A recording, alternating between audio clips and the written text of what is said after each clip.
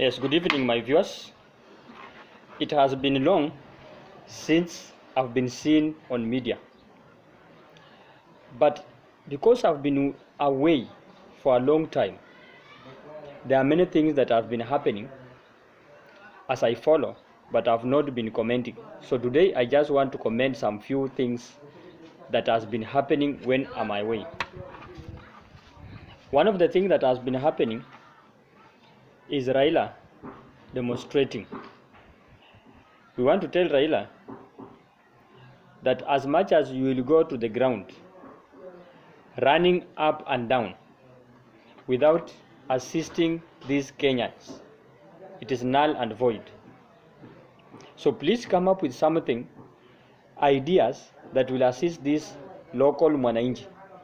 Don't disturbing them on the ground, running up and down with sufurias on their heads, claiming that is what will assist them.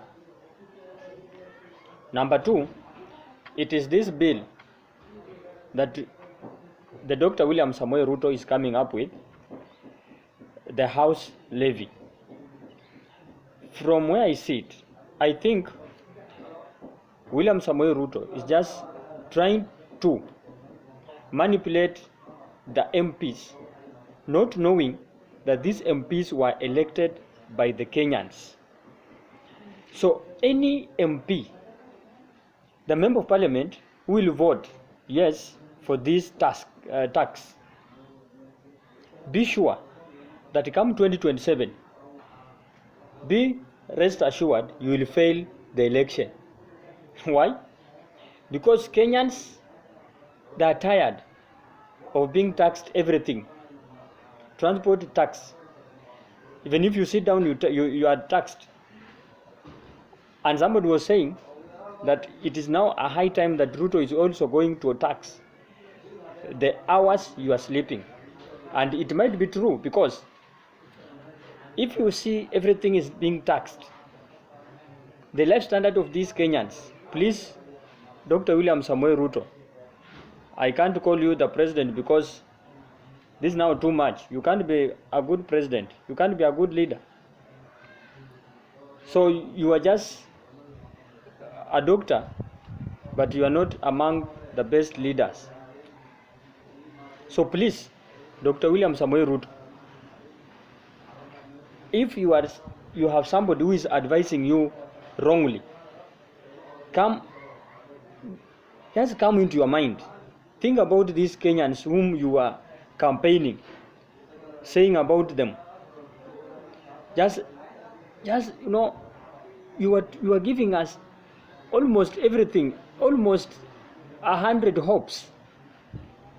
But since you have been on the same seat, almost 100 days you promised, we have never seen anything good from you. So please, Mr. President, come into your mind, think about these people who elected you in, and reduce these living standards for them.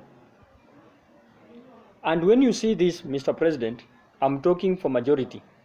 I'm representing many young people who are jobless, who have nothing to be taxed.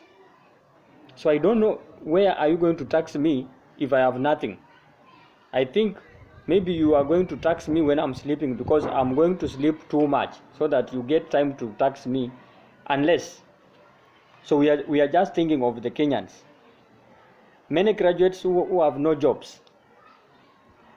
We are not sure that if this government come 2027 will have their audit and we give them credit.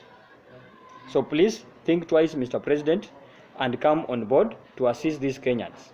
Lastly, I feel like the MPs who are just running up and down and throwing, words. They are not even seeing they are ashamed of abusing other leaders. People like Irun Kangata, people like Professor Kindiki. Respect Raila, please. When Raila is mobilizing, remember, Raila is a leader and a politician who can mobilize. So when he's mobilizing, please respect. The same way, take these shoes and wear it that if you are not in this government, you could have been with Raila on the same direction. So when this direction or when these opposition leaders are taking their own direction, please don't interfere, don't intimidate, don't criticize, and don't throw some words that will show Kenyans that now you are tough. You are not tough. Now what are you tough for? Please give us breath. People are dying. You were you in Shakahola. What were you going to do? And when these people were dying, where were you?